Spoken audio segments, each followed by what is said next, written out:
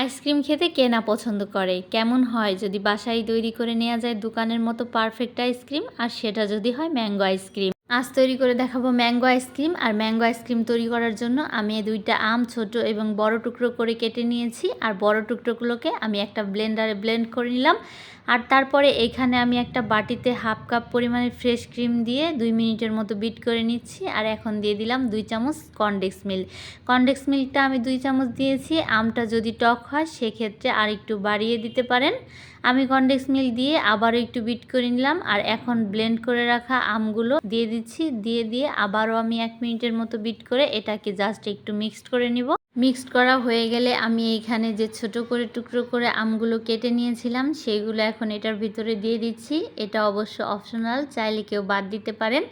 আমগুলো দিয়ে আমি আবারও এটাকে একটু মিক্সড করে নিচ্ছি। আর মিক্সড করা হয়ে গেলে আমি এটাকে একটা ঢাকনাওয়ালা বাটিতে ঢেলে তারপরে এটাকে আমি ফ্রিজে রেখে দেবো 3 ঘন্টার জন্য। 3 ঘন্টা পরে এটাকে আমি আবারও একটু ফ্রিজ থেকে বের করে নিব। আর বের করে নিয়ে তারপরে এটাকে আমি আবারও একটু নেড়ে চেড়ে তারপরে আবারও 10 ঘন্টার জন্য ফ্রিজে রেখে দেব। এইভাবেই কিন্তু তৈরি হয়ে যাবে আমার এই সুস্বাদু ম্যাঙ্গো আইসক্রিম।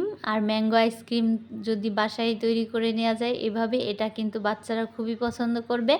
কারণ দোকানের আইসক্রিমগুলো আমরা জানি বাচ্চাদের খাওয়ানো ভালো না, কিন্তু এইভাবে যদি আমরা আইসক্রিমটাকে বানিয়ে দিই তাহলে কিন্তু বাচ্চারা আমের পুষ্টিটাও পাবে আর ওদের আইসক্রিমও খাওয়াটা হয়ে যাবে। আমি আজকের মতো এই পর্যন্তই বিদায় নিব। যদি আমার ভিডিওটি ভালো লাগে অবশ্যই লাইক কমেন্ট শেয়ার করবেন।